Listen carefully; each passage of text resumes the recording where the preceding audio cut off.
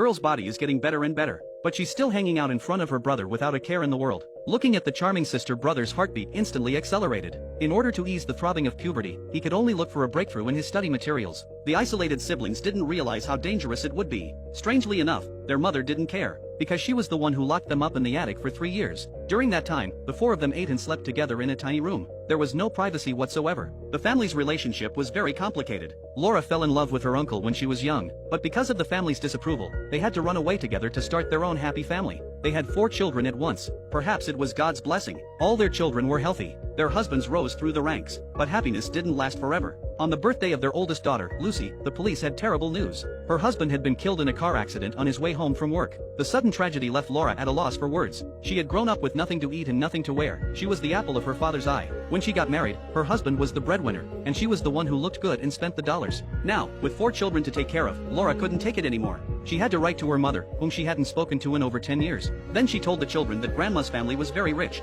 She told them that Grandma's family was very rich and that they had a big estate and a villa. The mother's pie was so big and round. Paul felt instantly like a third-generation rich man. So they left everything behind and got on a train overnight to Grandma's house. After getting off the train, they had to walk for 3 hours before they finally saw the big villa that their mother had told them about. Grandma came out to meet them. She wasn't as happy as she thought she would be to see them again. There was only disdain and indifference. Grandma took them to a small room on the roof with no expression. Then she told them the rules of the place. Laura would live here normally. The children had to stay in their room all day. Not only were the doors locked, but the curtains were not to be opened. And she made sure the 2 older children were not allowed to get too close. Paul and Lucy were dumbfounded. It's not what you'd expect from a rich man's life. Laura quickly explained that when I was young, I did something wrong. I was kicked out of your grandfather's will. Now he's dying. I need to ease my relationship with him, and when the time is right, I'll get you out. Laura's persuasion kept the children in their rooms. It's a good thing there's an attic to keep the kids from getting bored.